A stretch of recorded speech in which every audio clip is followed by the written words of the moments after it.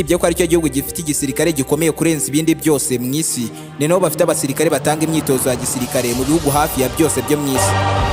Ni Leta Zunze Ubumwe za Amerika ifite abasirikare barenga 200,000 hirya no hino mu isi bakorera ibikorwa byabo hanze y'imipaka y'iki gihugu, ndetse ni nacyo gihugu kugeza ubu gifite abasirikare benshi bakorera hanze y'imbibi y'igihugu cyabo.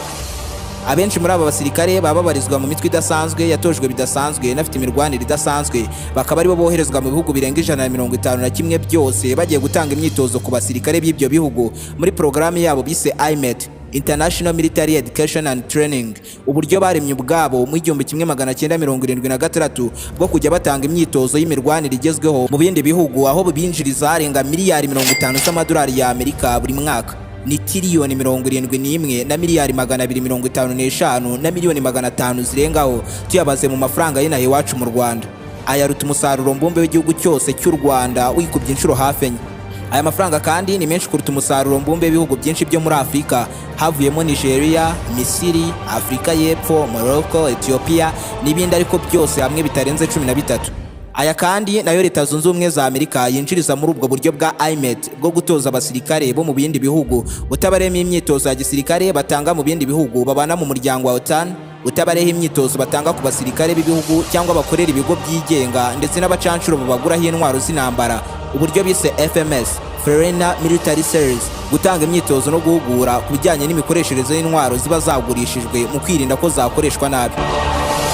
Gusa ariko Leta Zunze Ubumwe za Amerika siyo yonyine ivoma kuri iri bari ry'ibi bifaranga bitangirwa mu myitozo ya gisirikare itangirwa imahanga. Uburusiya, Ubushinwa n'Abongereza aba nabo baza imbere mu gutanga imyitozo ya gisirikare ikakaye mu bihugu basanzwe bagurishamo intwaro. Gusa ariko bo inyungu bakuramo ni nke cyane ugereranyije no Leta Zunze Ubumwe za Amerika ikuramo, kuko gitanga imyitozo ahantu harenga 470 mu bihugu birenga 150 ku isi hose. Nibo batanga imyitozo ku basirikare, abapolisi n'abandi babarizwa mu zindi nzego z'umutekano hirya no hino mu isi hose.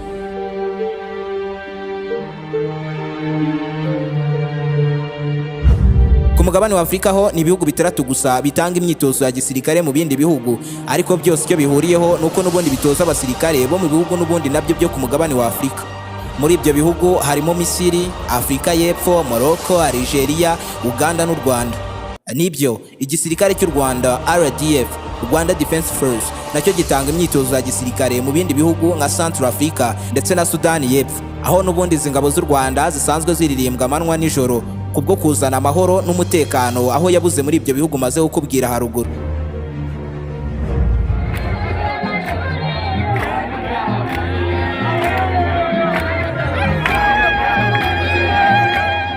Turi muri Central Africa, aho ingabo z'u Rwanda zidacunga umutekano mu bice bitandukanye gusa, ahubwo ari nazo zirinda umutekano wa perezida w'iki gihugu Faustino Tadera. Ibiro by'uyu mugabo biba bizengurutswe n'abasore n'inkumi b'abanyarwanda babarizwa mu ishami ry'abasirikare badasanzwe ba Special Force. Aha tukivuga kurinda umutekano w'umukuru w'igihugu bita byumvikana ko izi ngabo zihariye, kuko ni gake cyane umuperezida arindwa n'abasirikare b'abanyamahanga. Aka ni akazi kaba gasaba ubwitange ndetse no kuba maso, imbaraga n'ubumenyi bwihariye mu bya gisirikare.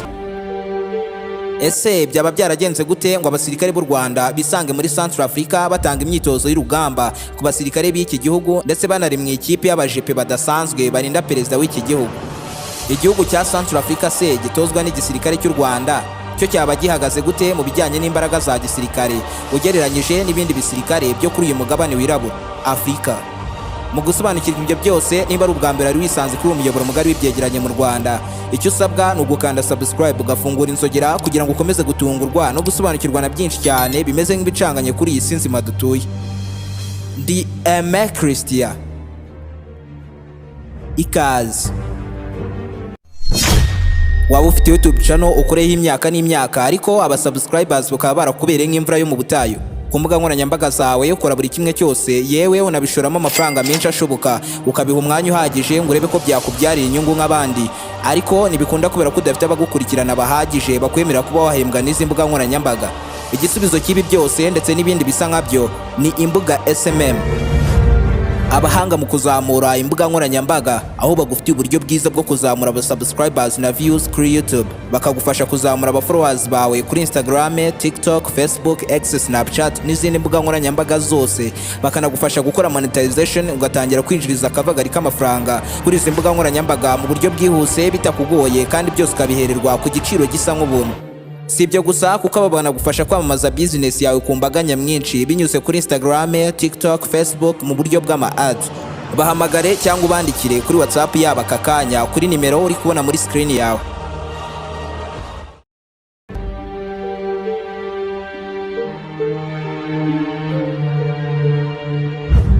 Ni mu mutima wa Afurika, ahari abaturage barenga miliyoni 5 batuye ku buso bw'ibirometero kare 623. Byumvikane ko rero Central Africa ikubye u Rwanda mu bunini inshuro zirenga 24, nubwo u Rwanda ari rwo rutuye n'abaturage benshi ugereranyije n'abatuye Central Africa.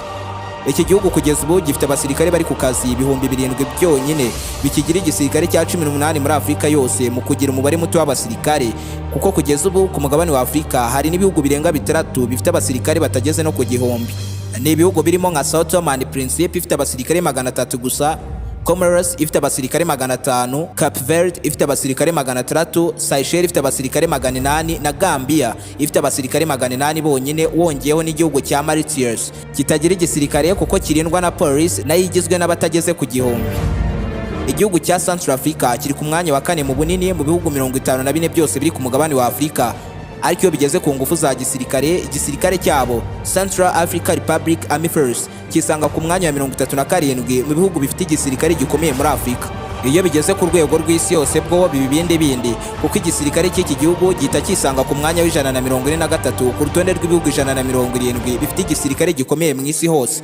Ibi nkubwira ni ibyashyizwe hanze uyu mwaka n'urubuga Global Firepower rutondeka ibisirikare rugendeye ku mpamvu zirenga 50 zigera ingufu zose z'igisirikare, guturuka ku mubare w'abasirikare, imyitozo bahabwa, aho bayihererwa, abayibaha, umubare w'intwaro ndetse n'ubushobozi bwazo n'amafaranga bashorwamo. Bibyara icyitwa Power Index, imibare igaragaza ikigereranyo cy'ibyo byose mvuze mu kanya. Tugendeye kuri raporo y'urubuga Global Peace Index igaragaza ko Central Africa ari igihugu kiza ku mwanya wa 150 ku rutonde rw'ibihugu bifite amahoro kurenza ibindi mu isi.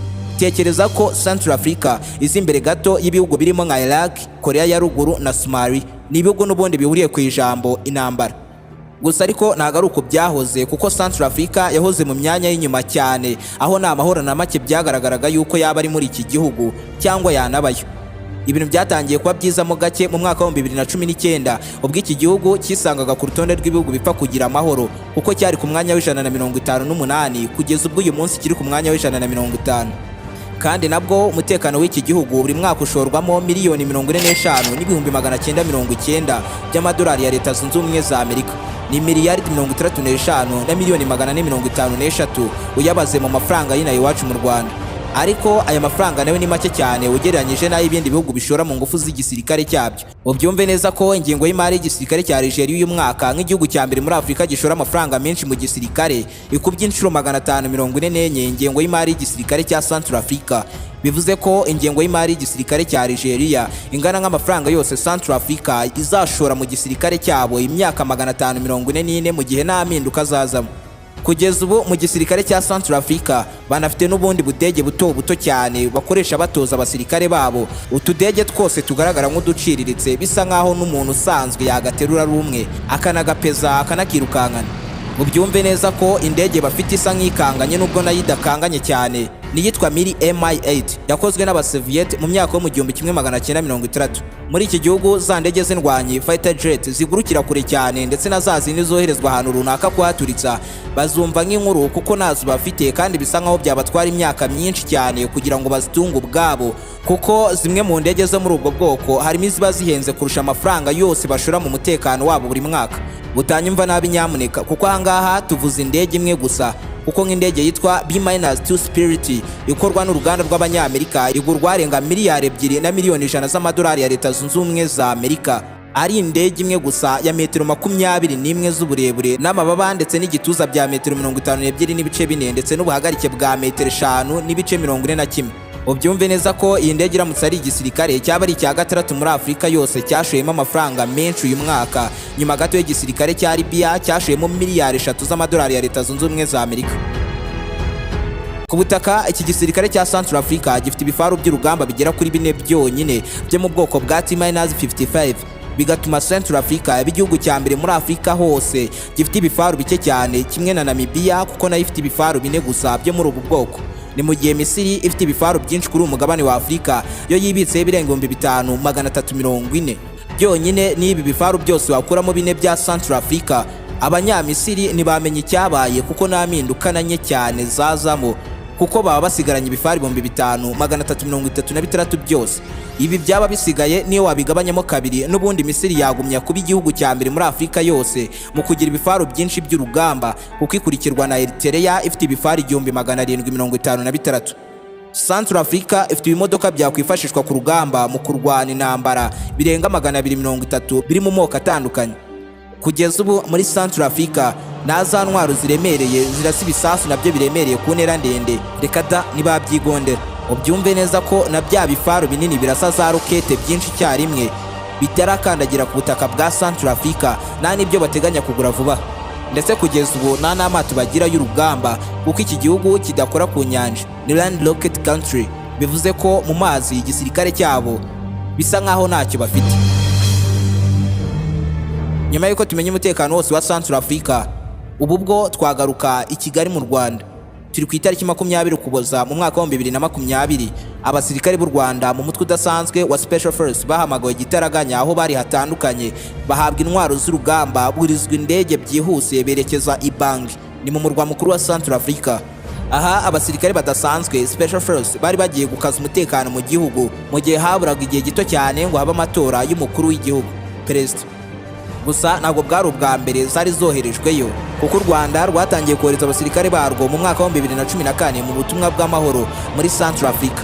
Aba nibo batanga imyitozo ya gisirikare ku basore n'inkumi b'intarumikwa bahisemo kurwanira igihugu cyabo. Izi ngabo z'u Rwanda ziri muri Central Africa nizo zirinda umutekano mw'imbere muri iki gihugu, barinda umutekano w'abaturage ndetse n'abayobozi babo kugeza no kuri perezida w'iki gihugu, aho urugo rwe ndetse n'aho akorera hose haba hazengurutswe n'abasirikare b'u Rwanda bo mu ishami ry'abadasanzwe batojwe bidasanzwe, byumvikane ko n'umutekano wabo nta cyuho na gito cyabonekamo.